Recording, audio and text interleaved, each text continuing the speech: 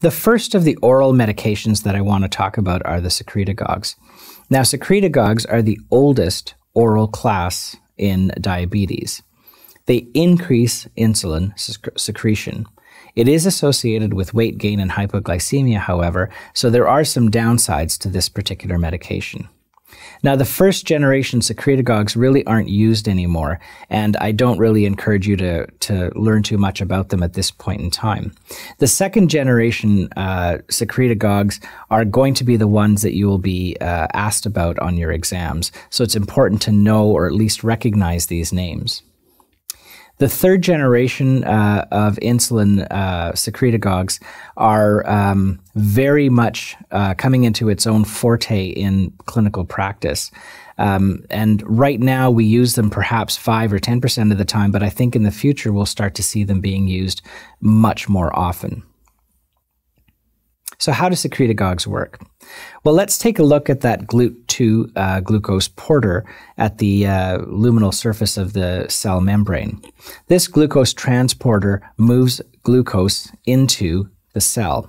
Now, the glucose is going to be used for metabolism, obviously, and it eventually gets broken down and converted into ATP. Now, ATP is going to act on the potassium channel. Now, when the potassium channel closes, the cell is depolarized.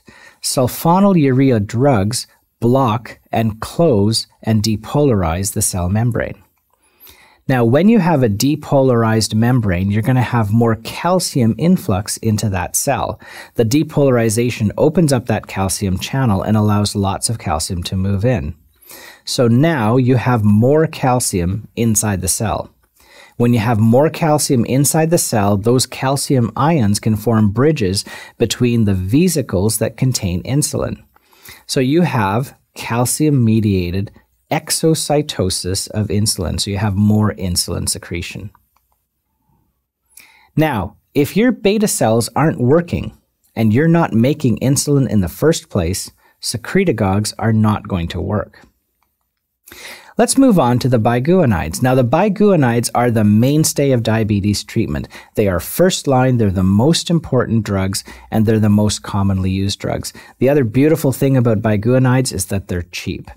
So remember that they are first line therapy, they're cheap, effective, and very safe. There is a couple of advantages to the biguanides. They actually work by increasing insulin sensitivity. So they work really well with those type 2 diabetics. And when you get out into clinical practice, you're going to realize that the type 2 diabetics are by far the majority of the patients that we deal with. The other nice thing about the biguanides is that they actually reduce endogenous insulin production. And the reason why that happens is because you don't need as much because the insulin is more efficient. Remember that insulin itself has some negative properties to it. So having hyperinsulinemia in diabetes is not necessarily a good thing.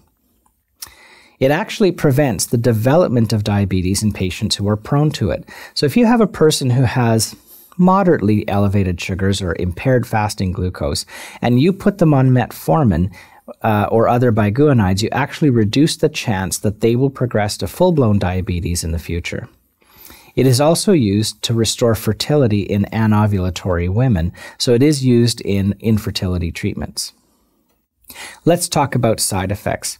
Now, normally when I talk about side effects, I talk about bad things that happen with drugs, but I want to mention something that's really important with the biguanides, and is they do not cause hypoglycemia. And this is an important distinction between biguanides and other drugs. And in fact, hypoglycemia is a really bad thing in diabetes. I always say to my patients that hyperglycemia kills in the long term and hypoglycemia kills in the short run.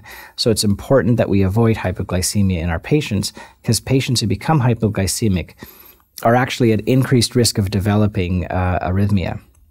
So biguanides do not cause hypoglycemia. Now, you can get lactic acidosis in certain patients, particularly those who have renal disease, liver disease, and respiratory disease.